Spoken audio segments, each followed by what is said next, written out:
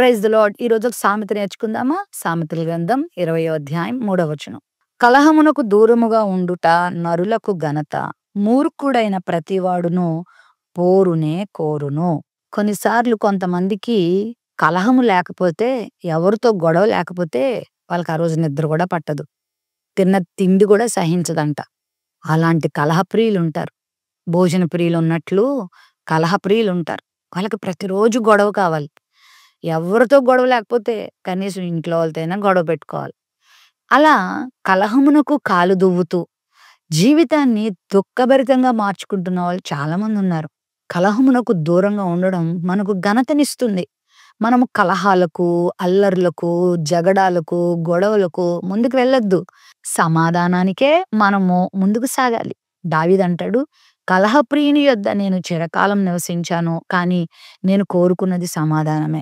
మాటి మాటికి సౌలు ఎలా కలహం పెట్టుకుందామా, ఎలా గొడవ పెడదామా, ఎలా తిట్టేద్దామా, ఎలా కొట్టేద్దామా, చివరికి ఎలా చంపేద్దామా అనేది ఆలోచించేవాడు. అందువల్ల చిన్న విషయం నోరు తెరిచినా కూడా దావీదు మీద అటకాయించేవాడు. దావీదు మీద దాడి చేసేవాడు. పాపం దావీదు ప్రతి దాడి చేసేవాడు కాదు. పారిపోయేవాడు, తప్పించుకునేవాడు.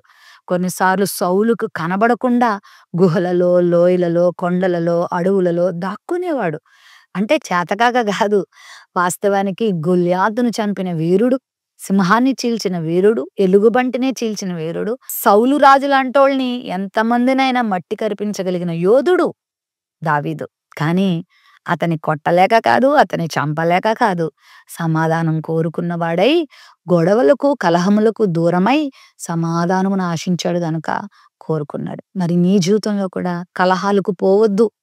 నీ కుటుంబ సభ్యులతో కానీ, నీ ఇరుగు పొరుగు వారితో కానీ, నీ సంఘ సభ్యులతో కానీ, మీ తల్లిదండ్రులతో కానీ, తోబుట్టువులతో కానీ ఎవరితో కలహములను పెట్టుకోవద్దు.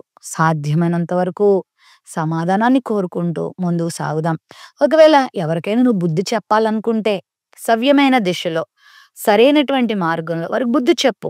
వారు చేసే పనిని ఖండించు. వాళ్ళు తప్పు చేస్తుంటే ఎత్తి చెప్పు, సరిచేయడానికి ప్రయత్నం చేయి, బుద్ధి చెప్పు. అంతేకాని కలహాలు పెట్టుకొని అసమాధానాలు సృష్టించుకోవద్దు. అది మనకు ఘనత కాదు, అది మూర్ఖులు చేసే పని.